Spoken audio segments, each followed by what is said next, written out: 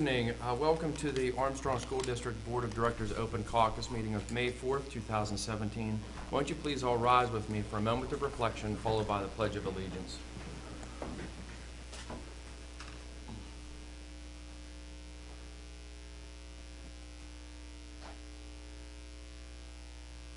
And now the Pledge of Allegiance. I pledge allegiance to the flag of the United States of America and to the republic for which it stands, one nation, under God, indivisible, with liberty and justice for all.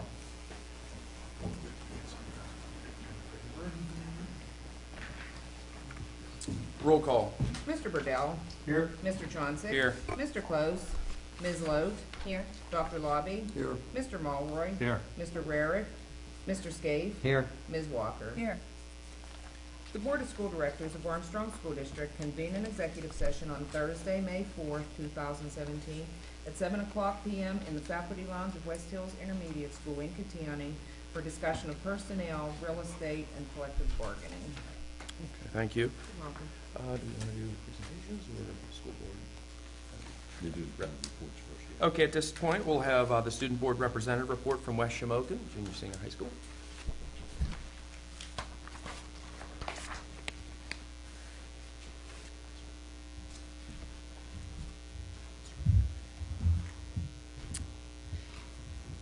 Good evening. As events in Shannon Valley and Dayton Elementary are coming to a close, the students have been very busy. At Shannon Elementary, a pump-up assembly was held to excite students for the PSSA exams, and after the PSSA exams, a PSSA dance was held to celebrate the end. The Shannon Elementary Band will perform their spring concert on May 11th.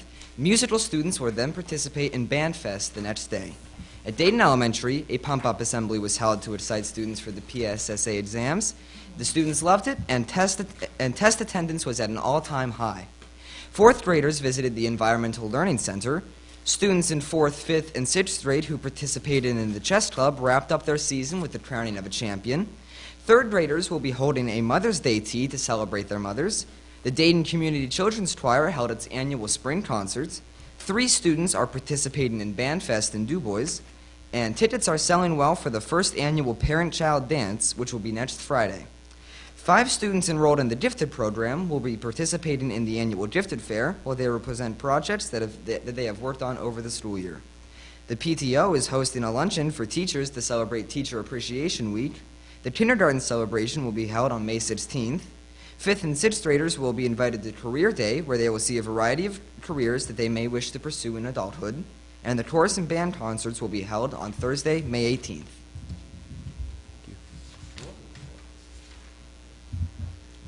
Dayton Elementary is always very busy. I remember those days. We'll begin with Elderton Elementary. First of all, they got a $5,000 grant from VFW Post 6555. They purchased 30 Kindles, and then they purchased the gift cards to go with them, and they bought books for each Kindle. There was an ELA literacy fair for grades 3 through 6. 5th graders will be going on a trip to Lincoln Caverns. I've been there before. It's very nice. It's kind of like Penn's Caves, except for you get to walk through it instead of riding on a boat. And they're having a representative come to the school before they actually go to inform the kids on all of the stalagmites, stalactites, all that stuff. 2 students advanced in the VFW Patriotic Pen Essay, and they won $200 each.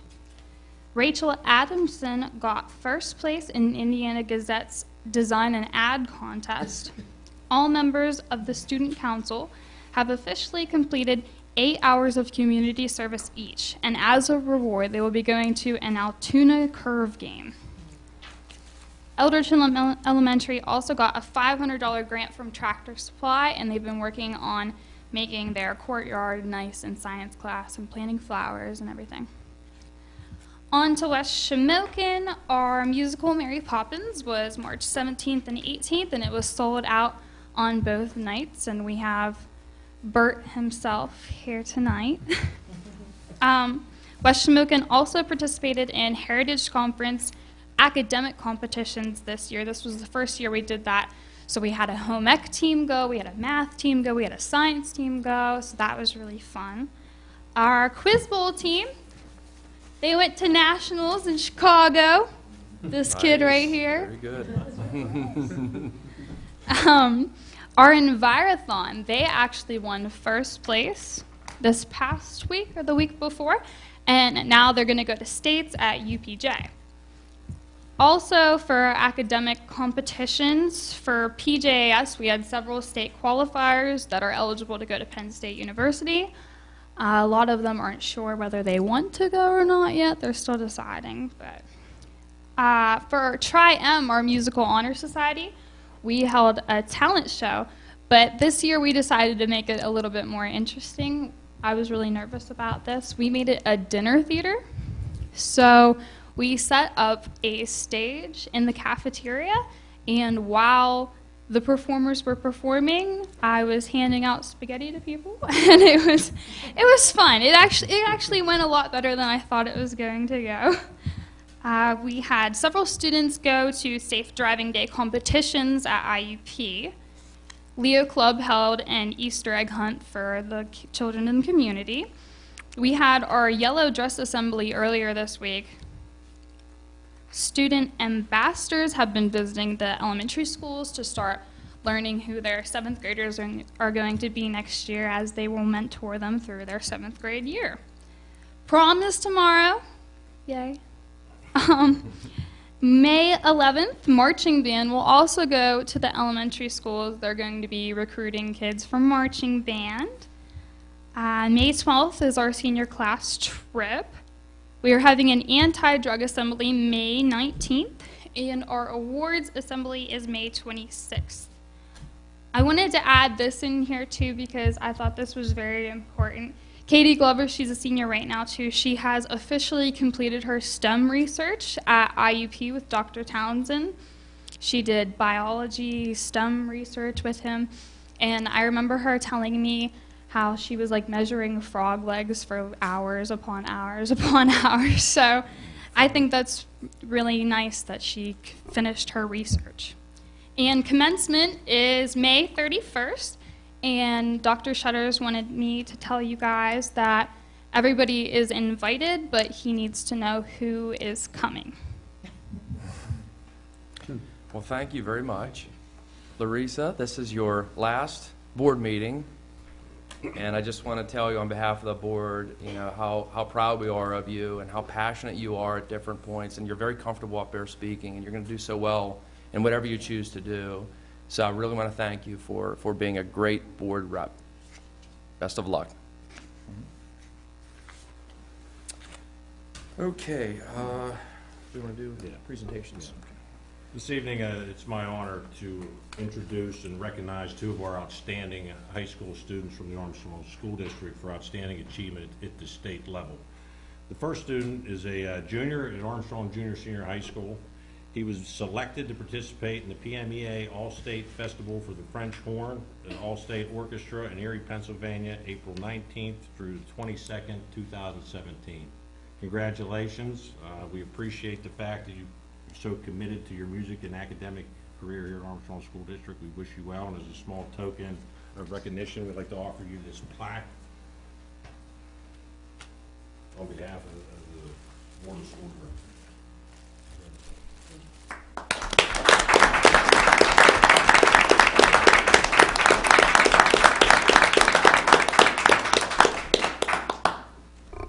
Our second student we want to recognize is Mr. Rory Forrester Hall.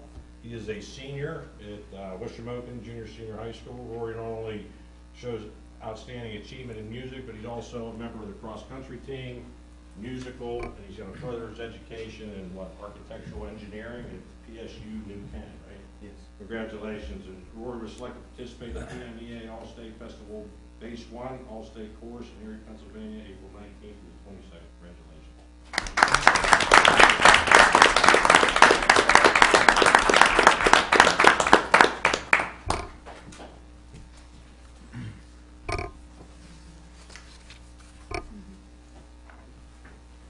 Again, I just want to congratulate you on behalf of the board for some fantastic achievements. You know, listening to our board reps speak and these special presentations that we have recognizing just outstanding things that the kids do, the students do. is just really makes this all worth it. I mean, there's a lot of stuff here that's not real exciting, and sometimes it's it's a job that you don't really get, that much credit for. But then when you see situations like this and students and all the things that you're accomplishing and what you can accomplish, it's really a fantastic feeling. I'm so glad to be in this position, so thank you. Yeah, you both truly represent what is good about the Armstrong School District, so we thank you for your efforts. Okay, central office Yeah, I'll administration. turn it over to Dr. Salafi. She has a brief presentation to update the board regarding our full-day kindergarten program.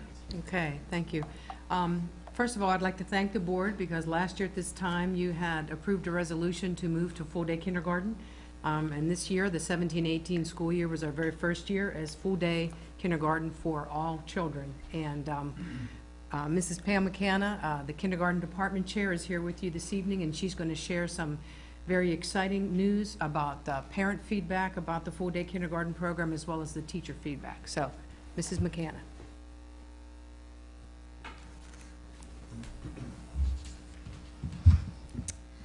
As department chair, I would like to thank the board and administration for implementing the full-day kindergarten program in Armstrong School District this past year.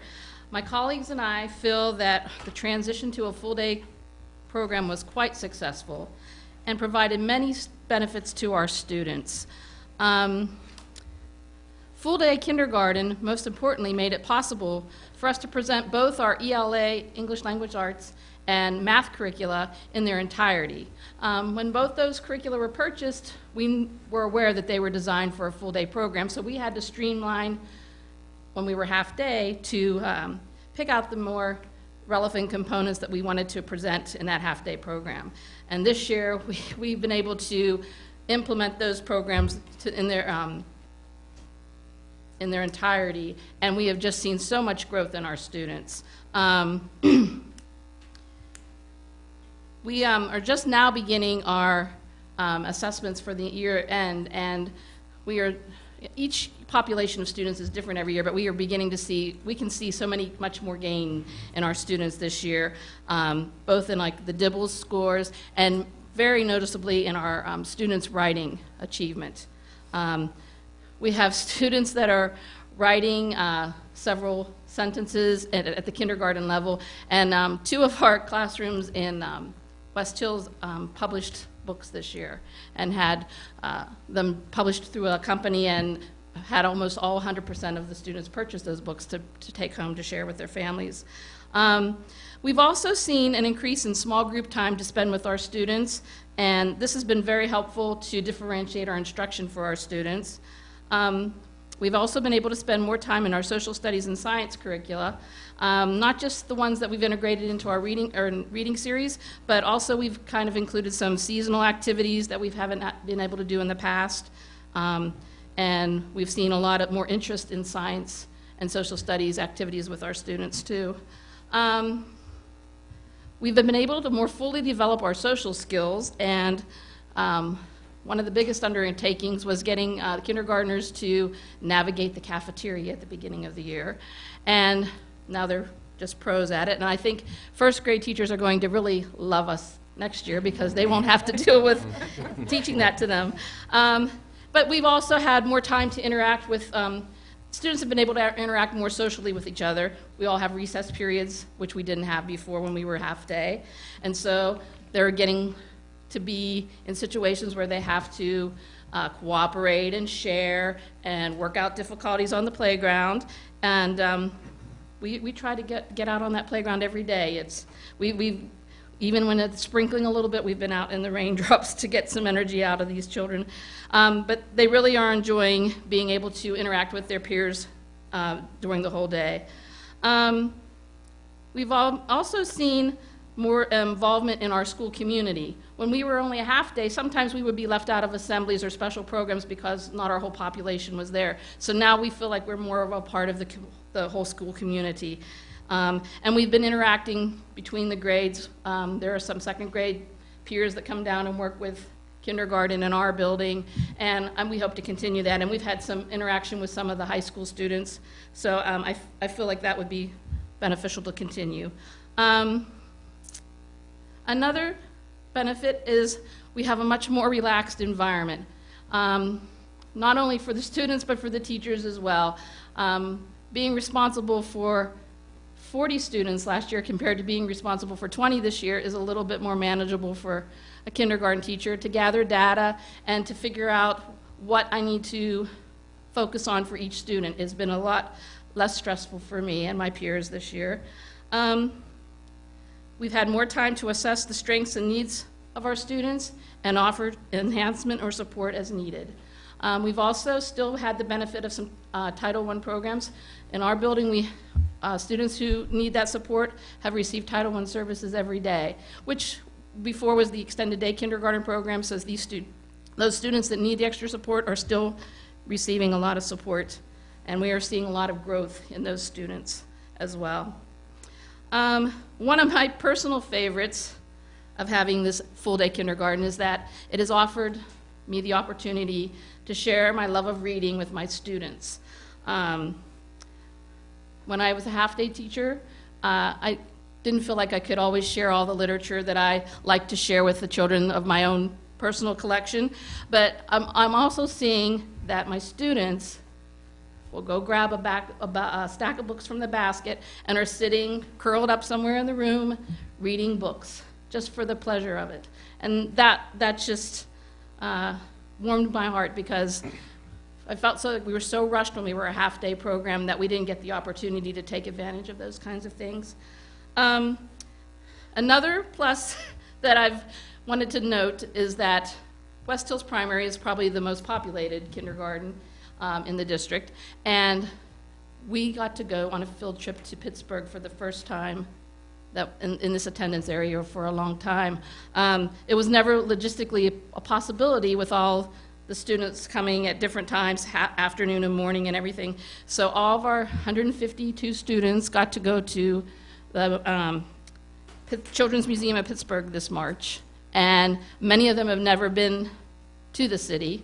So watching them come across the bridge and see the city, and they were so excited. And then we did get to spend a full day at the museum, which they really enjoyed, and that would not have been possible if we were still in the half-day program. We also asked parents during our last report card period how they felt the program was going, and I'd like to share some of their comments with you. First of all, I wanted to let you know that about 2/3 of the parents of all of our kindergarten in the district responded to the survey, which I thought was a pretty good showing. And about, I think there were only 2 negative replies in the whole batch. I think I figured out 99% were in favor of the full-day program. And here are some of the thoughts that parents shared with us. My daughter is being exposed to many concepts every day that wouldn't be possible in a half-day. We like the flexibility it allows throughout the day to adjust to kids' needs versus having a more restricted time constraint. Another parent said, it makes it easier for working families. Another one said, we have seen a tremendous growth difference between our kindergartner and our 3 other kids that did not have full-day kindergarten. Hopefully, this will pay off later in school. Another parent said, I feel it is a great addition to ASD. The program provides more time for core academics along with review and practice. This parent was very honest. I feel it was a bit to adjust to at first, but all day has helped my child a lot, not only with learning, but also socially. Another parent said, I was concerned at first, but I couldn't believe how well my kindergartner adjusted so quickly and how well he has done this year. Another says, my child has learned so much. She also enjoys the special classes that are now available to kindergartners. And they do enjoy those. In our building, our children never got to participate in music and art. And they are just loving those situations this year that they're going to be able to participate in those. I feel the extended time for socialization and structure for children at that crucial age in development is a wonderful idea, was another person's parents' reply.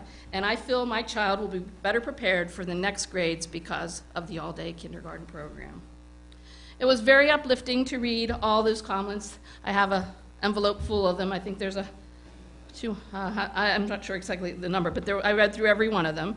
And I think seeing all the high praise for my colleagues and for our school district is just a great thing to experience. I'm excited to see the impact our full-day kindergarten will have on our first grade next year. I'm excited to hear what those first grade teachers have to say next year. I'm sure they're going to see a lot more preparedness of our students, and I'm really looking forward to that. And I think that you would have to agree that full-day kindergarten was a great move for ASD. Thank you. Thank you. Pam. A lot of great stuff. I mean, that's fantastic, and I appreciate you coming back and kind of letting us know if it worked or not, you know, because sometimes you make decisions you're not really sure because they impact so many years down the road, but this was an immediate impact, it sounds like, positive impact. Yeah, and I'm really excited to see what first grade has to say next year, so meet up with them and do that. Great. I think we got one right on this one. So. Yeah, absolutely. Definitely looked at it for a long time, and I think we did our due diligence in studying it and made a good decision based on the facts, and so I'm glad to hear it all. Thank you. Thank you, Pam. Any other reports? Yeah, one other report. Mr. Kirk is going to present the spending plan for 17-18 this evening. Some of the board members, I'm not sure whether or not you can see the PowerPoint up there on the screen. But in front of you, there's three different documents in it. One is the PowerPoint presentation. The second is the state PD 2028, which is the format that we have to present to the state when we finalize the budget. And then the largest packet is a lot of the backup documentation that is going into this budget for the upcoming year. And a lot of this is the same format that I think we've presented the last couple of years and seen it's gone pretty good those years. Start here. So the annual budget of the Armstrong School District can be described as the financial footprint for the school year. The annual budget process provides the Board of Directors with the most direct opportunity to influence the everyday happenings for the stakeholders of the district. This is probably one of the biggest things that we do. We have a $97 million budget proposed, and we monitor this daily, weekly. You guys get reports monthly, so it's a major undertaking and it's a huge responsibility for all of us. This year's budget we're proposing has expenditures of just shy of $97.5 million. That's a $3.3 million increase over the current spending plan, and revenues will be around $96 million, and that's an increase also of $3 million. Overall, the expenses are going up roughly $3.5 million over the previous year, and revenues are increasing around 2%. Some of the expenditure highlights that are going into that $3.3 million increase is our salaries and benefits. All those that are contractually obligated within our district for all employees, including this budget. One of the two major increases are healthcare rates increasing by $10.5 million. That has around a net effect about $700,000 additional monies being allocated to healthcare for the upcoming year. Retirement rate, PSERS. This has been a problem year in, year out. It continues to be. It's going from 30.03% to 32.57%. So every dollar payroll that is spent here, 32.5 cents, is dedicated towards PSERS. That's an increase of $1.1 million in next year's budget, in this upcoming budget. Tuition costs in Lenape Tech, we've had that budget presented to us from the administration down there, is increasing by $125,000. Our building and department discretionary budgets, that is the supplies that run our elementary schools, our high schools, our athletics, our arts, those have all been frozen. We're maintaining the same spending levels on those budgets as we have in the past. Our debt payments, we just recently approved borrowing $10 million for renovation projects. So our debt payments are increasing by approximately $400,000 in next year's budget. I missed a zero there, it should be $400,000. Math book adoptions, which you all approved. This is district-wide K-12 adoption. This is a one-time expense, $650,000 next year just for new math textbooks throughout the district. And our plan on that is, with our fund balance being as healthy as it is, being a one-time expense, we're we're proposing taking that out of fund balance to pay for that $650,000. Some more expenditure highlights. Last year we added an additional $200,000 to the technology budget because we were falling behind. We maintained that. We kept that in there this year to do some of the plans that the tech department has for the upcoming year. We are seeing some significant reduction in personnel expenditures due to retirements and some savings in some positions. That's approximately $900,000 in payroll, in salaries. Out-of-district tuition costs, $3.5 million for charter, for cyber, for placements for different students. That's an increase of $400,000 from the current year. And then Lenape Tech, as I mentioned before, it's increasing by $125,000. Our total tuition, which includes transportation for the Voc Tech students, is $5,450,000 for next year. Any question on any of those expenditures? Those are the main items that make up this budget, and kind of wanted to highlight what some of those were. Yeah, the Lenape, the tuition increase is. I mean, was it just a normal increase through inflation and things like that, or what are the reasons for the increase at Lenape? Well, theirs is predicated on their annual budget. That you take the amount of students that each school district sends, whether it's a full-time student or a part-time student. There's different tuition rates for each of those. So, our enrollment might stay the same, but if another school drops enrollment, we pick up the slack as we have in those kids. So we're about, what, 85% of that about 80% tuition down there. So if there is an increase, which, contractually they have increases in their salaries and their benefits as well. They're the same consortium as we are. They have the PCERS problems that we do. So any increase they have in their overall budget, we're going to typically assume 80% of it. Yeah, their overall budget increase was a little over 4%, 4.079, I think. Okay.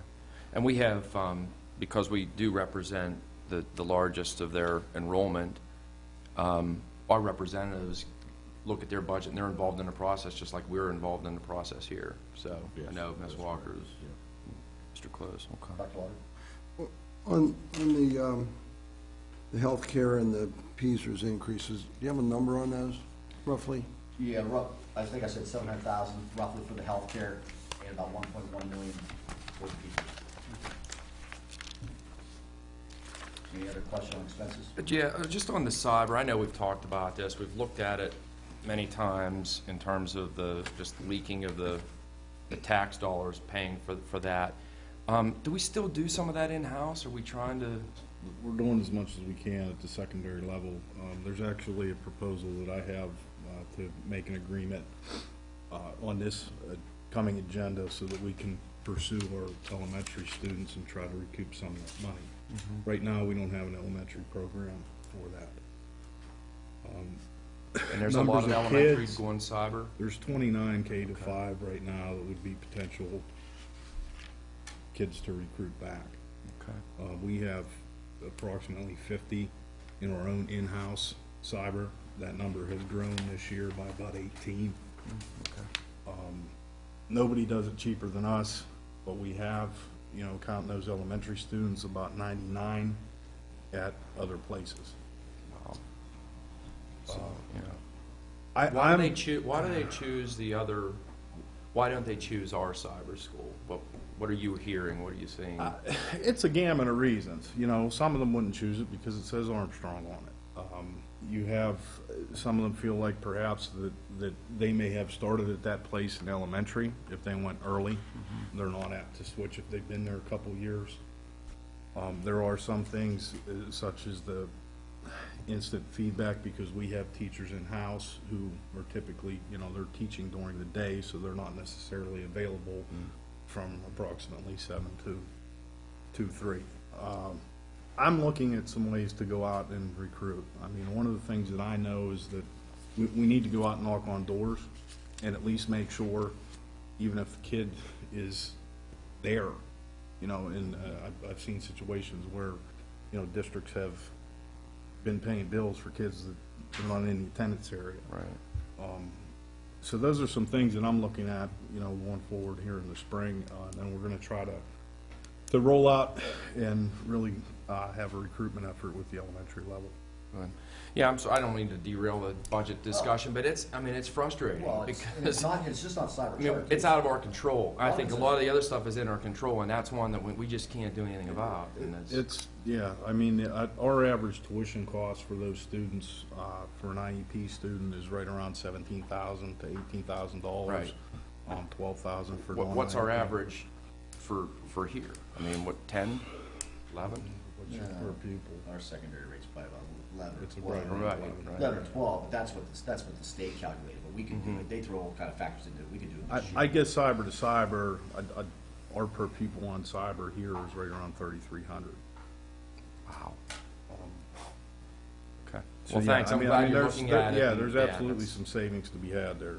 Okay, good. We're gonna go after it. But another big factor in that out of district tuition is some of your special needs students that are going to special placements.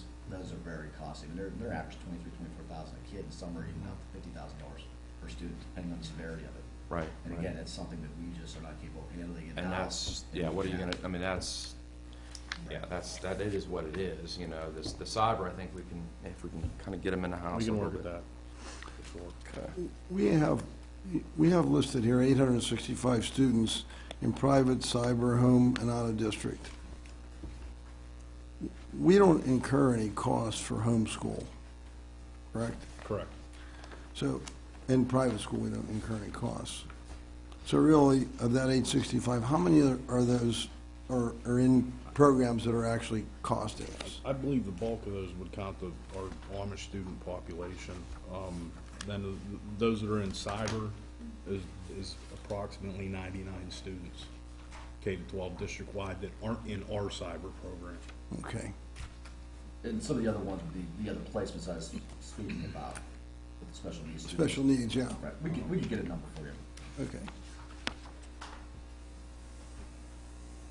Okay, any other questions on expenses?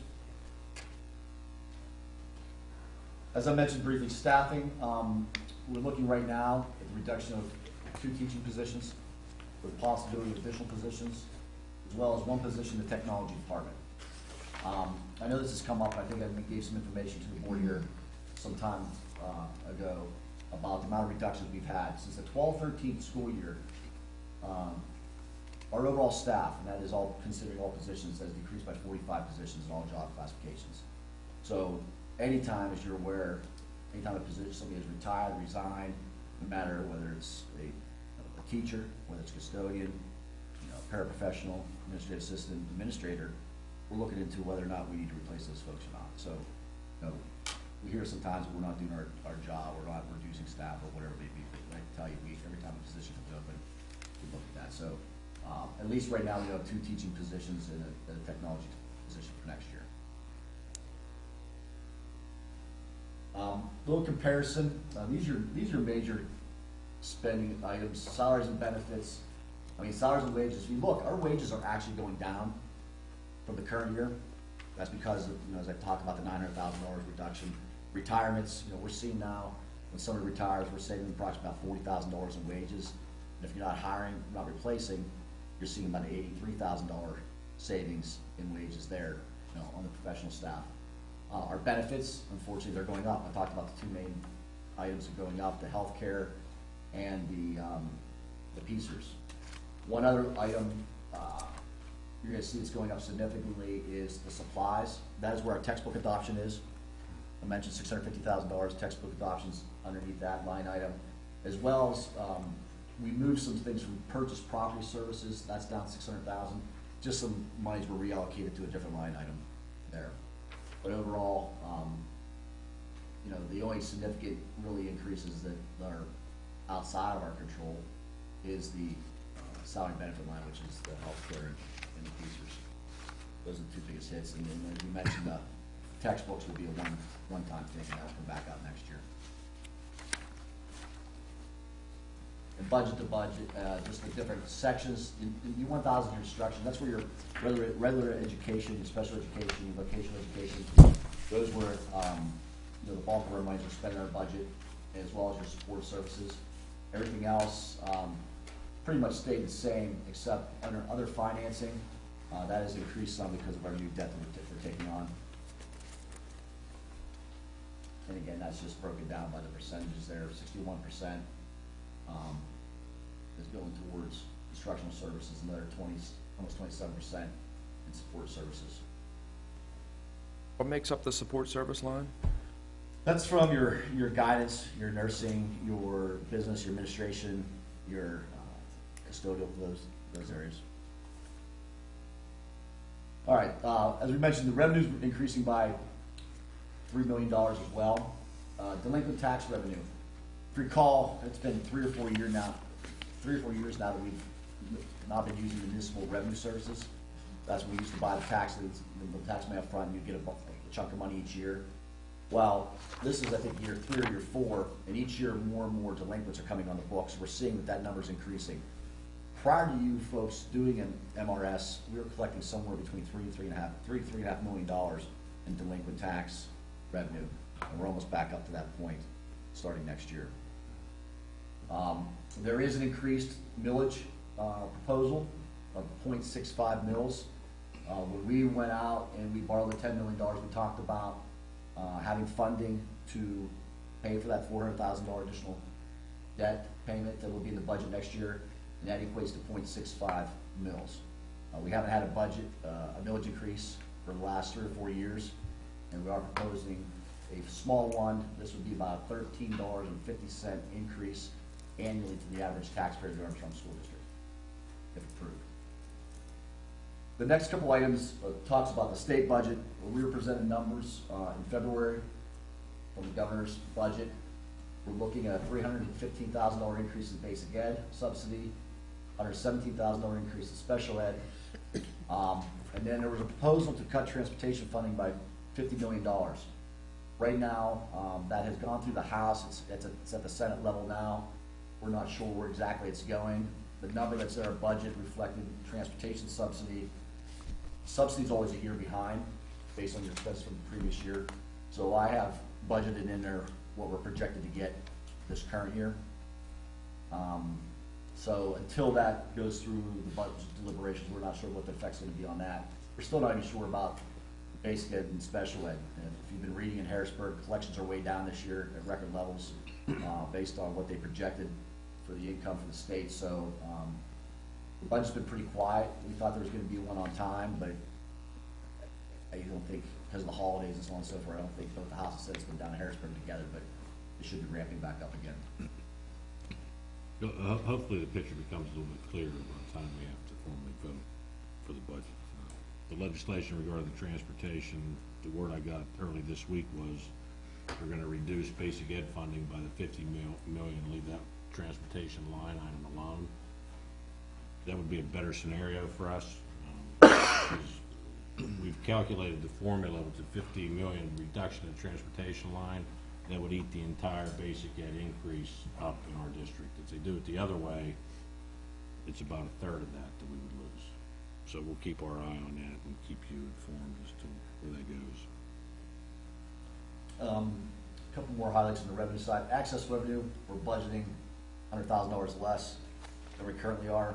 That program has really declined over the last 3 or 4 years. This district at one time, in the not so far past, collected about $800,000 in access revenue. We're going to be down to about $250,000 next year. So that's an awful lot of money we've lost. It's just not out there anymore. It's not being funded the way it was. They're scrutinizing a lot closer. It's just not as easy. We're still submitting. We're still spending the same amount.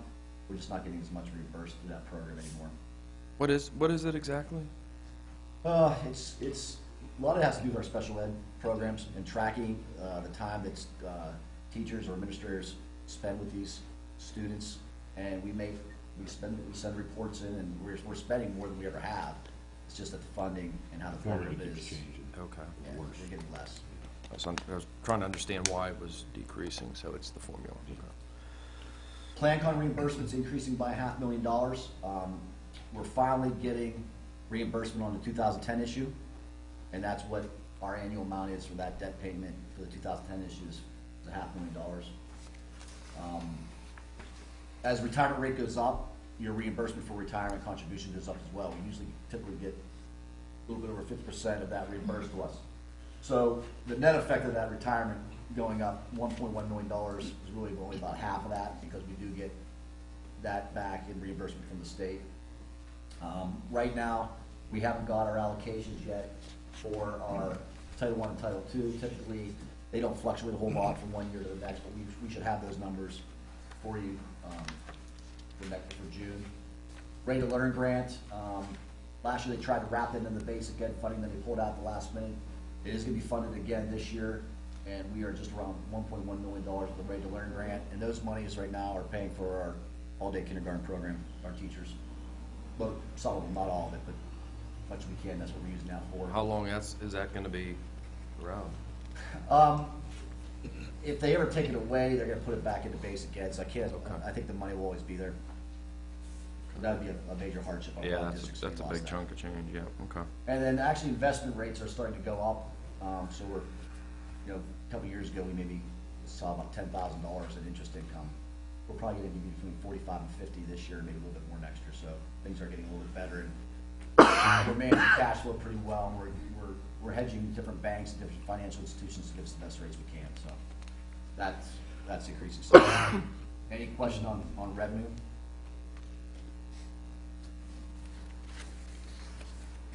And again, we're just shy of 40% comes from local, and about 56% comes from the state.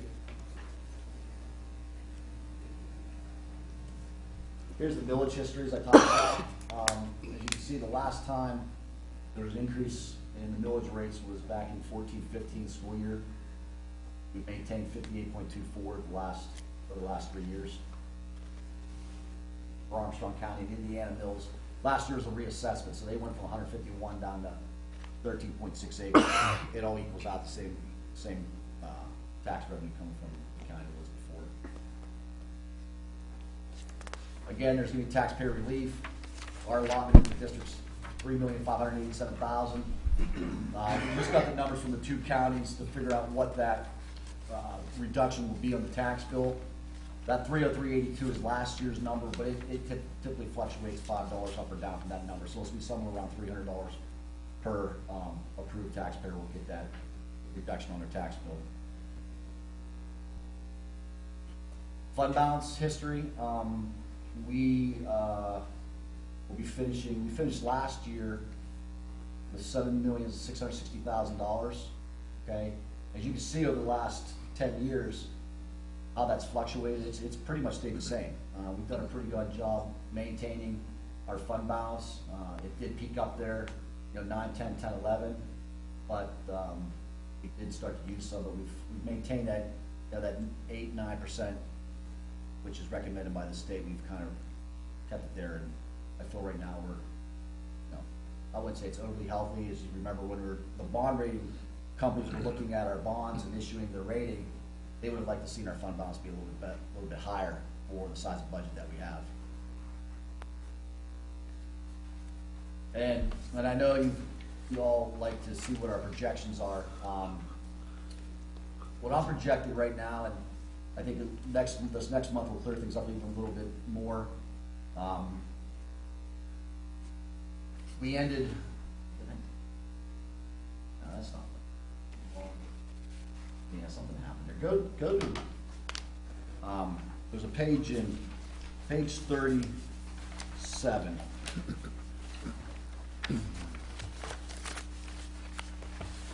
Yeah, that top number's not. That's 6,787 is not right. If you look at page 37, the middle box is where we're projecting we're going to end this year at. So we started the year at 7.6 million. Projected revenue is going to be 93.5. Expenses at 93.8. So we should end the year at around 7.3, 7.4 million. The box above that is what we thought we were going to be at when we budgeted, 6.4. So we're roughly about $1,900,000 to $1 million projected ending this fiscal year better than what we budgeted. And then next year, if we went with what we're saying we're going to start the year with, we spent every dollar, we brought in every dollar, we would end next fiscal year at 5.9 million. And I know you guys like to see that, and we'll update this month also as some other stuff come I think in the 2010, 2011, when we were at 10 million, that's when we got to delinquent taxes. I think that's why that was That up. might have been that, Yeah, right? I think you're right. That's true. Yeah, that's why that number's so high there. Okay. Monday night, we're gonna be asking you to adopt the preliminary budget. That will then sit for 30 days. That is still, it's still a working document. We can change things. It probably will change by the time I bring it back to you in June. We're not voting for a millage increase on Monday night. This just allows us to post this, advertise it, do all the legal things we have to do, the PD requires us to do. And then again, we'll be working to fine tune this over the next month. And then June 12th, we'll have the final adoption. But there's a lot of information, 40-some plus pages here, some financial dashboards, histories of things. I don't think there's any sense going through page by page, but right now, if you have any questions, when you get a chance to look at it, email me with them, and I get you the answers fairly quickly. Any other questions on the budget at this point? No questions? Yeah, good work again, Sam, you and your staff. I know it takes a lot of resources to pull something like this together, and like you said, you know, this district we've taken a good hard look at our spending. I know we've really rolled up our sleeves over the past few years, and I think we all recognize that you know, we don't make a profit. We don't make something where we make a profit. Our revenue comes from the taxpayers. So I feel good about, you know, looking under all the rocks to cut as much as we possibly can without harming the educational value of this district. And I think that's what's a little, you know, I think we're right there. Unfortunately, you mentioned all the staffing cuts that we've made over the years. You know, at some point, you start recognizing sort of the law of diminishing returns, where you're getting to a point where if you're cutting staffing anymore, a couple things that could happen. Your class sizes are going to increase, and then the other thing is you're going to have to start looking at programs, and we don't want to do either of those. So, you know, continue to keep working hard like this, and you know, keeping open conversations with the board, and I feel confident that come June we're going to land on a really good budget for next year. So thank you. You're welcome. Public comments on agenda items. Okay, hearing none. Now we're going to present the regular monthly agenda for Monday. I would like consensus to add the minutes for the open caucus of April 6, 2017, as well as the regular meeting of April 10th, 2017. Add those two items to the agenda on Monday. Do I have consensus to add those? Okay. Bills. We have a food service fund for April, capital projects fund for April, athletic fund for March, and the presentation of bills for payment for April. Do I have consensus to add those items to the agenda? Yes. Okay. Personnel, we'll have personnel items 1 through 19. Do I have consensus to add that to the agenda? Yes. Yes, okay. Okay, educational items 1 through 8. We have some standard student transfer requests. Is there anything that the administration wants to discuss at this point? All standard annual approvals from the board. The Ed 3, we don't know what the allocations are. It'll come out the third week in May, but this is the time of the year that we need to approve taking those funds when they become available. Okay. Do I have consensus to add educational 1 through 8 to the agenda on Monday? Yes. Okay. Business items 1 through 5. Administration like to discuss any of these? We already talked about the preliminary budget. That's business 5. Is there anything else? Business 1, this is a program through the Community Action Partnership, and it actually started out in Lawrence County, but we're actually working, the money is funneled out to Armstrong County now, where students from both either West Shamokin or Armstrong High School will have an opportunity to work through this program for 90 hours. Okay, and it's $9 an hour. But we're going to utilize some of these students in our food service department, it says here, but we're also going to look at the custodial and maybe in the technology department. they've allotted 15 slots for us, 15 kids. Again, it's only 90 hours for the whole summer, but it teaches some kids about getting a job, getting a paycheck. They automatically make them do, open a checking account, so it's payroll deducted into there. So it's a pretty good program, and once we approve this, the information is going to get out to the schools for the guidance counselors. And actually, one of our former employees runs the program, Chris Davies, was once a athletic trainer here. He's working with the county on this, so he approached us, and we think it's going to be pretty good for our kids and get some extra work done too that we need done in the summertime. This is primarily for kids with disabilities. Go ahead, I'm sorry. Two other items. Yep. Interscholastic sports accident policy, that's just something standard we carry on our athletes. 13.5 for the upcoming years, our renewal. And voluntary student accident insurance we make available to our students and families. That's voluntary, and they would pay for that if they so choose. And then election of board treasurer, Shoot. that's me. Okay, do I have consensus to add business 1 through 5 to the agenda on Monday? Okay, construction C1, approval of progress proposal. And I can discuss that as well. This is the next step in the athletic complex up at the Armstrong Junior High School. This proposal consists of the sub-base for the turf, the synthetic track, fencing, some of the erosion work. The total cost for both parts of this, there's 2 different state contracts this is falling under. Track is under one state contract, and the field surface is on the other. The work related with those two falling into the state contract as well. About $1.5 million.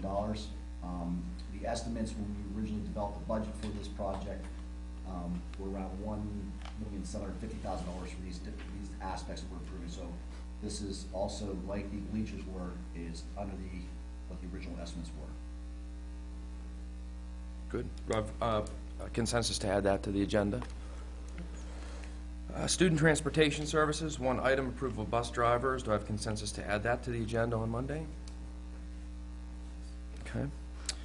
3 general items, the Lenape Tech school budget, election of the secretary of the board of school directors and assistant secretary. Anything to say about that, or just? Lenape budget, Sam covered some of it in his presentation. I think overall 4.07% increase year to year, and it'd be an increased us of 125,000. Okay. Do I have consensus to add general 1 through 3 to the agenda? Okay, back over to the open caucus. Anything under other for the administration? There's a few items in your information folder.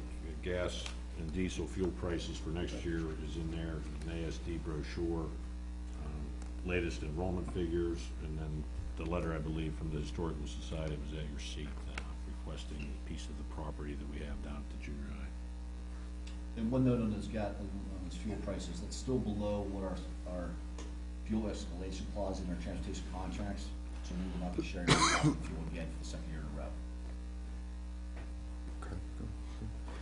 Anything under other for school board members? Nothing? Do I have a motion and a second to adjourn? Stan Burdell, and second by Dr. Lobby. All those in favor? Aye. Meeting adjourned. Thank you.